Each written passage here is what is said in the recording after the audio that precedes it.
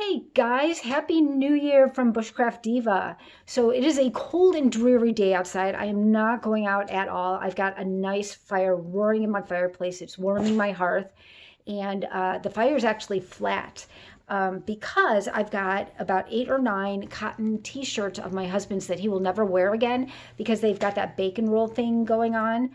And I've got about half a dozen cookie tins left over from the holidays that are so ugly they never should have been printed in the first place. So we're going to put those together and actually make charcloth in the fireplace. If you've never done that before, come along with me. Let's go.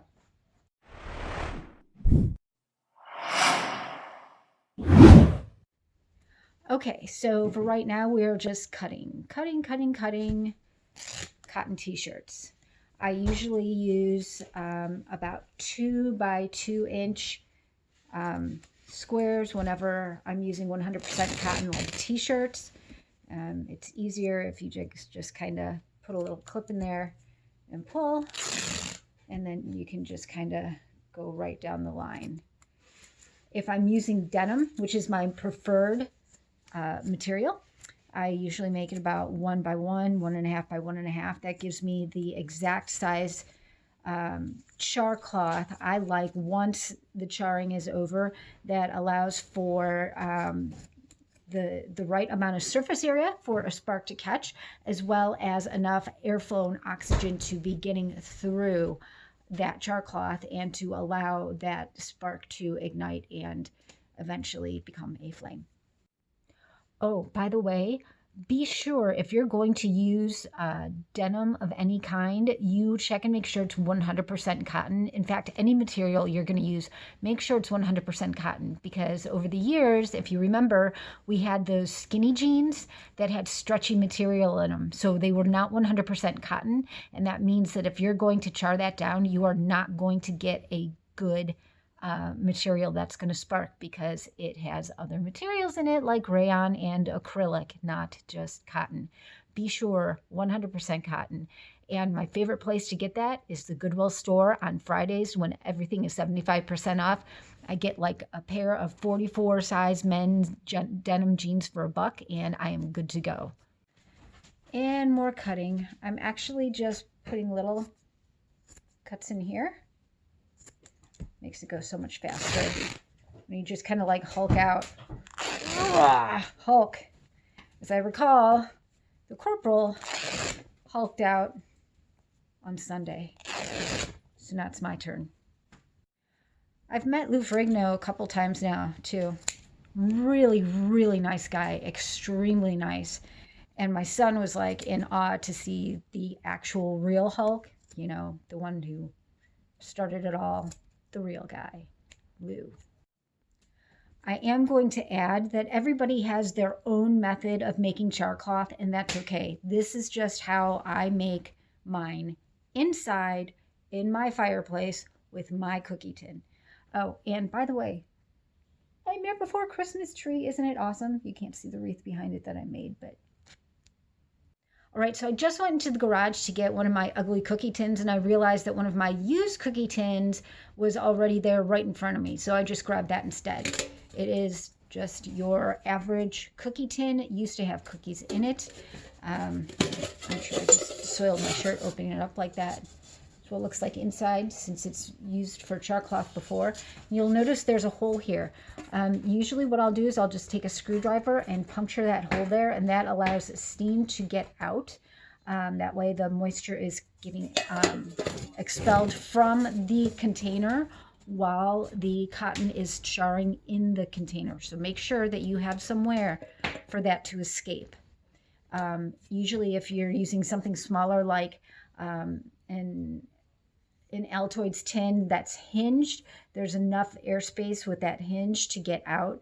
But anything that's going to seal solid like this, even if it's a little rectangular tin like an Altoid tin that doesn't have a latch on it, you want to poke a hole. You need something for that escape. All right, so this is about 1 t-shirt. So that means we're going to do this 9 times, like on Ferris Bueller, 9 times. We've got our lid. I'm going to place that on securely. and we are ready to rock and roll. All right, we're just going to place it right in there. And then what I'm going to do is, with a little airflow, I'm going to pull the flame up between these two logs right here, and we'll be good to go. So you can see coming straight out of that hole. Do you see that blown out right through the center? Okay, check that out. Do you see why we have that hole? You see all this steam that's expelling from there? But now I also want to get a log here and here, so I am going to actually cut a piece of wood to get on either side there. Now you can hear that roar. That is just constant steam coming out of that hole. So what I want to do is I want to cut this piece of wood right here, and I'm actually going to use my Silky Pocketboy that was given to me by the one and only Madison Poole at Bombproof Bushcraft. This is an amazing saw, and it actually works on the pull, not the push, so it just slides right through the wood. Very nice tool to have. I'm very thankful to have it. If you get a chance, check them out. So like I said, the Bombboy, the Silky here, works on the pull, so we get through this super nice and quick. Madison, again, thank you so much for gifting this amazing tool for me. I suggest everybody get one. And there you have it. And there you are. We got two splits.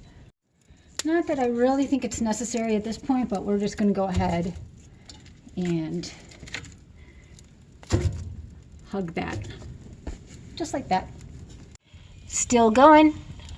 I could just sit and watch a fire all day long. I don't know about you, but that's me. All right, so we're gonna pull this sucker out. Let's get this log off. Let those go. And, oh, this is gonna be fun. Ah! You want to make sure the lid does not come off. So I'm gonna kind of just slide it here until I've got it nice and secure.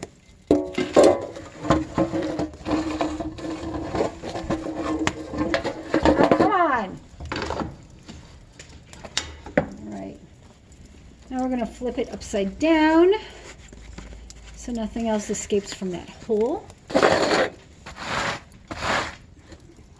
And we're going to let it cool with leather gloves. So now we just sit and wait and let it chill. All right, it's the moment of truth. This is cool to the touch. I'm going to flip it over and open it up, which it's not going to want to do because I'm Jen Edenbach, so what do you expect? There you go. And inside we have a nice tin full of charcloth. Beautiful. Just the right size for the surface area that I'm particularly looking for.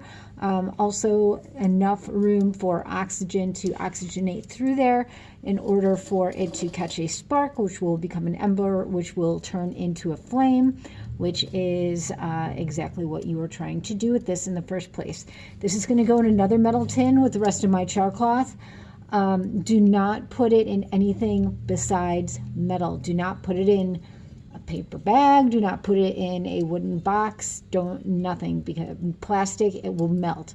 There's still a lot of heat in here. I mean, I can feel it. Always keep it in a non-flammable container. So there you have it. There you are. We've got our charcloth.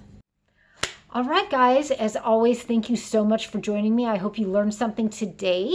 If you have any questions, feel free to leave them in the comment section here in this video. And while you're doing that, go ahead, hit the like and subscribe button. And also hit that notification bell so you don't miss any further videos. And as always, thank you just for joining me. It's always a pleasure to share some time with you guys. And we will catch you in the next video. Have a wonderful day.